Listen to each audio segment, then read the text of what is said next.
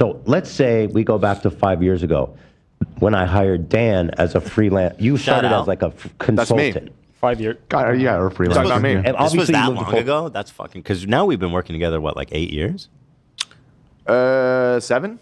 7? I think 7. No, it has to be longer. I think so. I think too. it's going on 8. Feels longer. I think it'll be 8 later this year, if I'm remembering correctly. 2017. This year's 2025. Yeah, it'll be 8. What a this year. beautiful journey. It's been What a journey. beautiful. Just like The Bachelor. What a journey. When I'm going on this journey.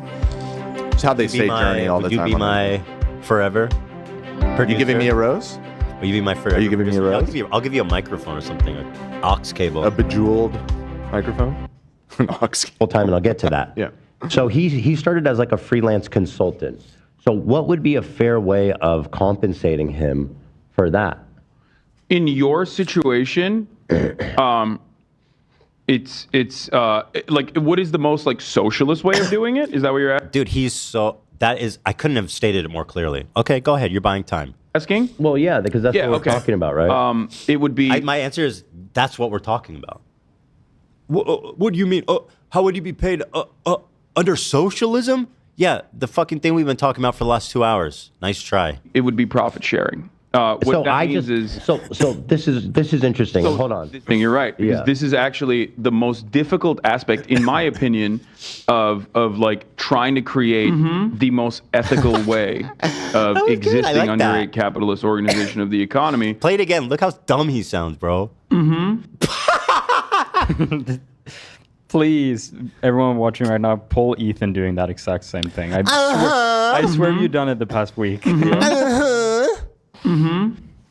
While you are also productive, and you're doing like an owned and operated media company where you are the product. So I hired Dan as a consultant. Yeah. Just to help us out to get things. And I have hired beautified. people as well.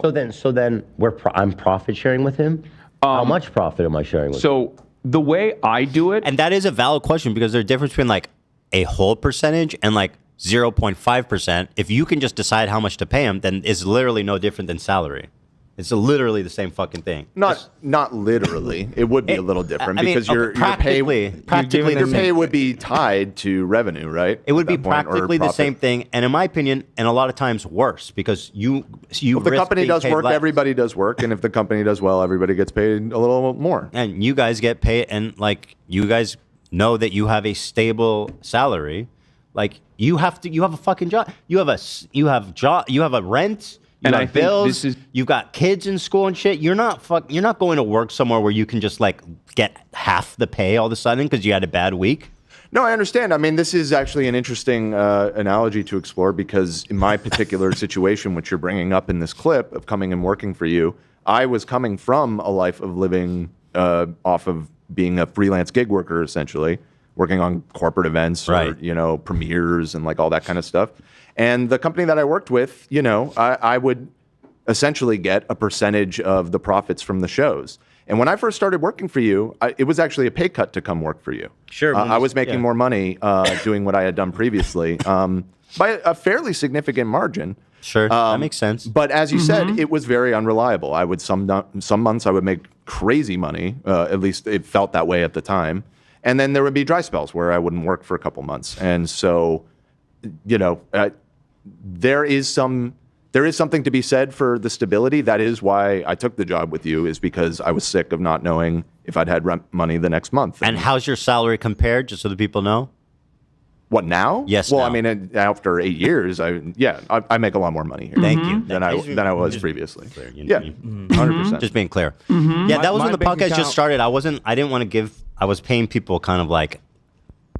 Because again, Listen, it wasn't so low that it was like insulting. I'm Oh, just yeah. saying it was. I and- traded off the stability for the higher amount of money that I was making. I at the acknowledge that because as the capital owner, the one who's presuming the risk, right? I have to be responsible with how I'm managing the business until we're at a point where it's like, okay, this is working, we're making good money, and then I start giving everybody raises to compensate them fairly. You were going to say something, AB? Oh, I was just say my bank account was negative 300 when you hired me. My uncle gave me gas money to drive here from Michigan. Damn, bro.